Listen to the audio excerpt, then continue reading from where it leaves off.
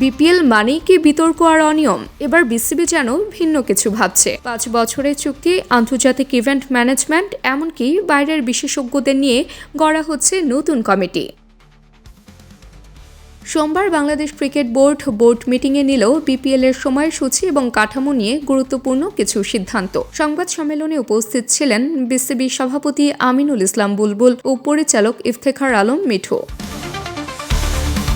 এবারের বিপিএলে আসছে বড় পরিবর্তন। প্রতিটি ফ্র্যাঞ্চাইজিকে বাধ্যতামূলকভাবে 5 বছরের জন্য চুক্তিবদ্ধ হতে হবে। গঠন করা হবে নতুন গভর্নিং কাউন্সিল, যেখানে থাকবে বোর্ডের বাইরের সদস্যরাও। ইফতেখার মিঠু বলেন, বিপিএল এর উইন্ডো ঠিক করা হয়েছে ডিসেম্বর-জানুয়ারি। আমরা 5 বছরের চুক্তির মাধ্যমে টেকসই দল চাই। তবে ঠিক কটি দল অংশ নেবে তা এখনো চূড়ান্ত হয়নি। বিসিবি জানিয়ে দিয়েছে, ক্রাইটেরিয়া পূরণ করতে না পারলে কেউই দল পাবে না। এখানে সরাসরি ইঙ্গিত করা হয়েছে রাজশাহী দুর্বারের আগের বাজে অভিজ্ঞতার দিকে। বিপিএল নিয়ে বরাবরই উঠে আসছে সমালোচনার ঝড়। ক্রিকেটারদের পারিশ্রমিক নিয়ে অভিযোগ, উইকেটের মান নিয়ে প্রশ্ন, বিদেশি খেলোয়াড়দের অংশগ্রহণে অনিশ্চয়তা। এই পরিস্থিতি কাটাতে বিসিবি নিচ্ছে নতুন উদ্যোগ।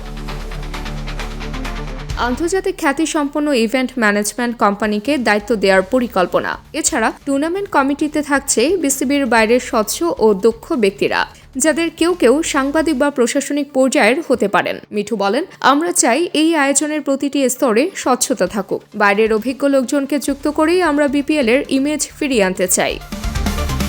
তাবাসসুম হক, আনিকা, ডেইলি আওয়ার, বাংলাদেশ।